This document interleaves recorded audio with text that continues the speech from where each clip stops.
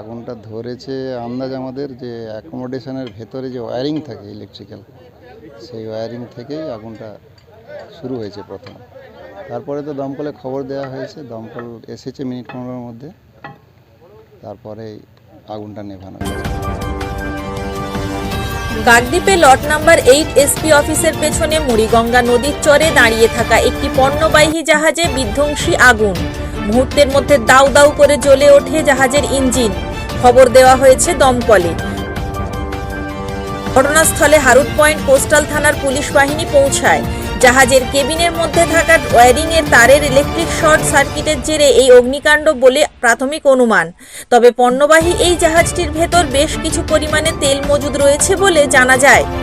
অপরদিকে জাহাজটির রিপেয়ারিং এর কাজ চলার কারণে জাহাজটিতে প্রচুর পরিমাণে গ্যাসের সিলিন্ডারও রয়েছে। ইঞ্জিন থেকে দ্রুততার সঙ্গে আগুন ছড়িয়ে পড়ে গোটা পণ্যবাহী জাহাজের কেবিনে।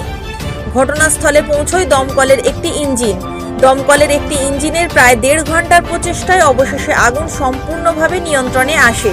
তবে এই অগ্নিকাণ্ডের জেরে পণ্যবাহী ওই জাহাজটির প্রায় 3 কোটি টাকার মতো ক্ষয়ক্ষতি হয়েছে বলে জানিয়েছেন জার্জির ইনচার্জ SK জাহিদুল ইসলাম। মোটামুটি 1 ঘন্টা অ্যাপ্রক্সিমেট 1 ঘন্টা 25 মিনিট থেকে 30 মিনিটের আগুনটার আমরা নিয়ন্ত্রণে নিয়ে এসেছি আর কি। আগুন পুরোপুরি অ্যাকচুয়ালি যেটা প্রাথমিকভাবে জাহাজের ইয়েদের সঙ্গে কথা বলে যেটা লেগেছে, ইলেকট্রিক্যাল শর্ট সার্কিট থেকে আগুনটা মূলত লেগেছে আর কি।